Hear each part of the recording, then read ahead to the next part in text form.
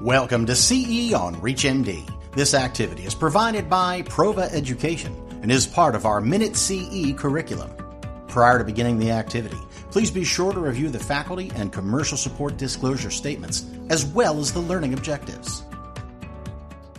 This is CE on ReachMD, and I'm Dr. Kathryn Arbour. Here with me today is Dr. Eileen O'Reilly, and we've covered a lot in other episodes in this series about RAS inhibitors, both in non-small cell lung cancer and pancreas cancer. And now we're discussing integrating and sequencing these new RAS inhibitors and how we're doing so in our clinical practice. So, Dr. O'Reilly, how are you using these agents, and what do you think the future looks like? Yes, so thank you so much for this question. So right now, all of our use of RAS inhibitors, bar the G12C 1.5%, is in clinical trials, but hopefully that's soon to change.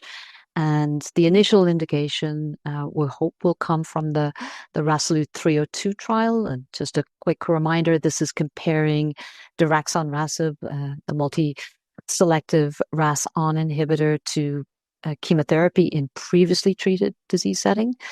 So that we'll hopefully see in 2026. And if that meets the benchmark, then we'll have a new therapy in pancreas cancer.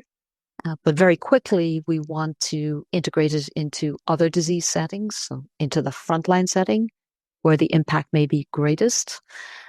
One of the big challenges of these drugs, and we've touched on it in some of our discussions, is the issue of resistance. We know preclinically that combining chemotherapy with a targeted therapy and these RAS-on inhibitors can deepen responses, right? Make the responses more durable and can delay resistance. And that's something that resonates from your world in lung cancer and from our world in the GI field in colorectal cancer with the breakwater data. So we think that's going to hold true with RAS and pancreas cancer as well. So I'm kind of envisaging that we'll have chemo-RAS combinations for a majority of people in the frontline setting, and then a de-escalation strategy, perhaps to single agent, and maybe for a subset of individuals who are older or have a less good performance status, that maybe we can start with a single agent targeted therapy in the front line.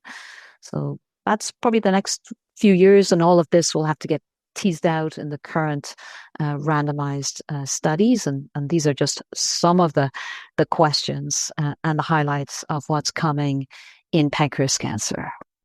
I think for lung cancer, we're similarly really trying to cement, can we beat docetaxel as second-line therapy from that aspect, both in terms of response rate, but really crucially in terms of the durability of response?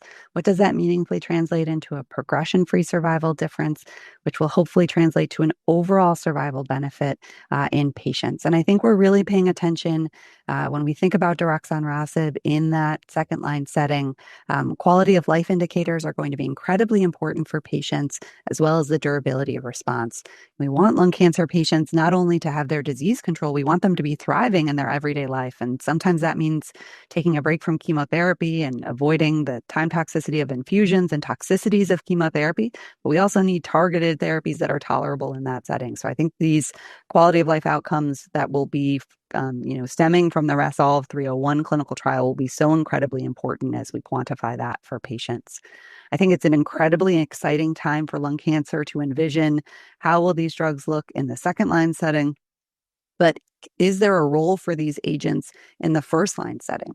We currently have multiple clinical trials that are ongoing looking at G12C inhibitors in the first line setting, including zoldonrasib and adagrasib and other G12C off inhibitors. Is there a role for G12C on inhibitors in that setting and what that will look like? Certainly encouraging preliminary data from that aspect. And will there be a role one day for pan-RAS inhibitors as initial therapy? One important thing that we're looking at is, can we combine these agents with immunotherapy, which is really the backbone for treatment in the first-line setting for non-small cell lung cancer. And I think the early clinical trial data is encouraging from that standpoint, that these drugs will be able to be combined with immunotherapy, but definitely stay tuned on other clinical trial results in that setting.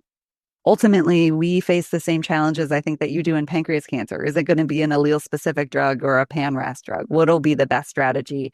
And will there be differences in different patient populations that we'll choose? It may not be the same for those patients with G12C versus G12D versus others, but we're learning so much about both resistance patterns and who will benefit from most approach. And it's really, really, truly exciting times from this perspective.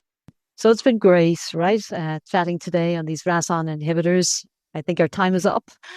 We could go on, but thank you so much for listening. You have been listening to CE on ReachMD. This activity is provided by Prova Education and is part of our Minute CE curriculum. To receive your free CE credit or to download this activity, go to reachmd.com/CME. Thank you for listening.